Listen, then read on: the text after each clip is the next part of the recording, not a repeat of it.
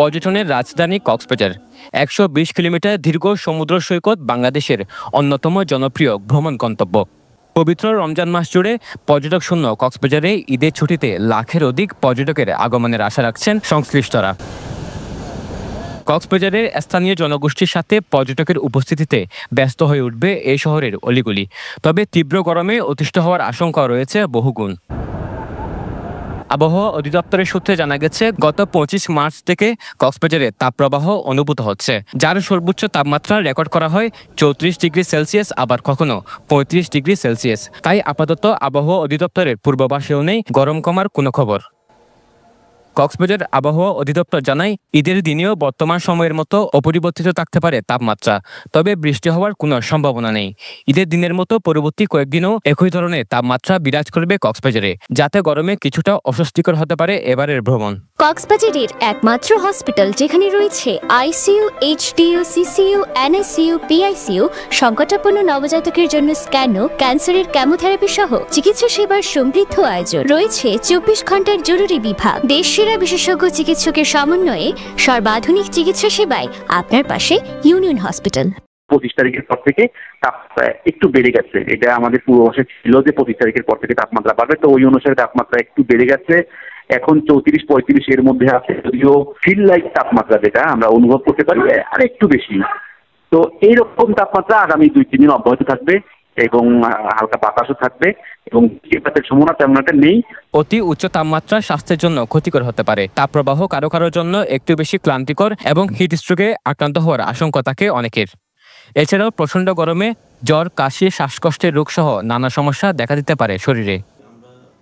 তীব্র গরমে স্বাস্থ্য সুরক্ষায় বেশ কিছু পরামর্শ দিয়েছে এই বিশেষজ্ঞ চিকিৎসক। তিনি জানান, বাইরে বের হওয়ার সময় ছাতা বা ক্যাপ ব্যবহার করতে হবে।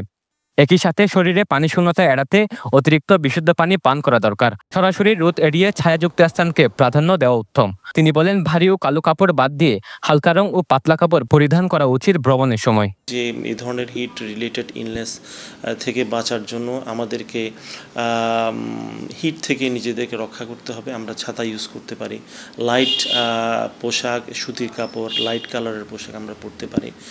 তীব্র তাপটা যাতে সরাসরি আমাদের শরীরে এসে না পড়ে সেজন্য আমরা বিভিন্ন ধরনের মেকানিজম, সেটা ফ্যানিং হতে পারে, এয়ার কন্ডিশনার বা এয়ার কুলার, সেগুলো আমরা ইউজ করতে পারি আমাদের সাধ্যমতো। আর বাইরে অবস্থান করলে ডেফিনেটলি আমাদেরকে ছায়া ক্রিয়েট করতে হবে ছাতা ইউজ করার মাধ্যমে বা ক্যাপ ইউজ করার মাধ্যমে।